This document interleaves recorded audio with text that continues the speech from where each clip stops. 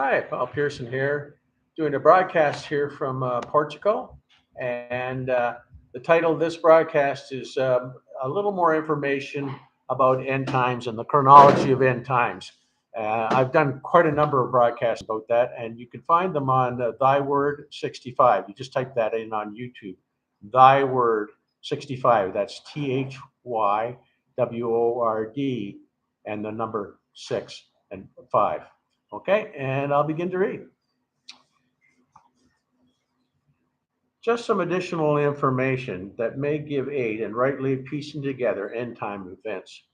A great exercise that will help is to put Matthew 24, Mark 13, Luke 21, and Revelation 6 side by side and see how well they compare to each other. The seals outlined in the book of Revelation gives a great outline of coming end time events as well. The seals, and I numbered them down here. Seal number one, the coming of the Antichrist, who will deceive many. Seal two, world at war. Seal three, worldwide famine. Seal four, death, pestilence, earthquakes.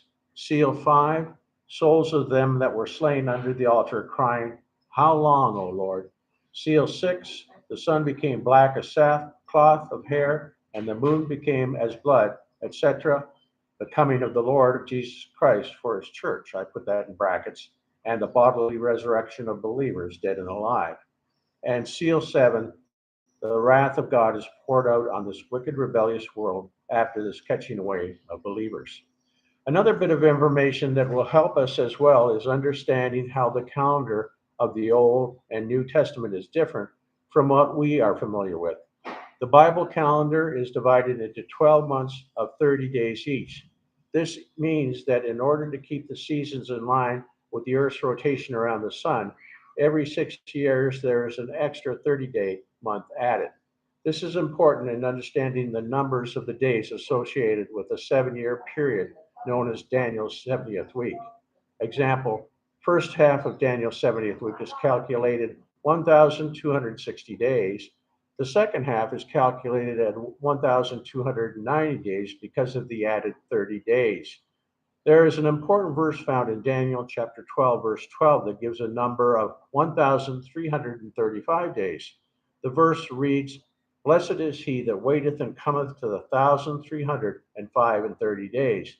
Then verse 13 informs Daniel, But go thou thy way till the end be, for thou shalt rest and stand in thy lot at the end of the days. What days? Well, the 1,335 days that were just mentioned. This is identifying the bodily resurrection of Daniel when Christ gathers all believers, dead and alive, unto himself. The countdown of the 1,335 days begins at the start of Daniel's 70th week of 7 years. Daniel 12:12, 1,335 days, and it says, Blessed. First half of Daniel's 70th week, 1,260 days. And then the abomination of desolation at the midpoint. And the tribulation, of course, was prior to that. After that midpoint, the wrath of God is poured out. And the Great Tribulation is, in that wrath of God is 75 days of Great Tribulation before the wrath of God is poured out, which numbers 1,215 days till the end of the 7 years. Just to be clear, the day of the Lord happens after the Great Tribulation, which lasts 75 days. This is when the sun and moon are darkened, the trumpet sounds, and Jesus comes in the clouds to bodily gather the elect, and I put in brackets, believers, dead and alive. The day of the Lord is mentioned throughout Scripture and has two aspects associated with it. For saved, it is a glorious day. Look up and lift up your heads, for your redemption draweth nigh. Luke 21, verse 28.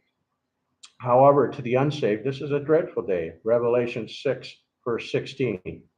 And the people that were caught in that day and said to the mountains and rocks, Fall on us and hide us from the face of him that sitteth on the throne and from the wrath of the Lamb. And anyway, that's a little brief outline of the end times. And thank you for listening. And we'll see you again next time. God willing. Bye for now.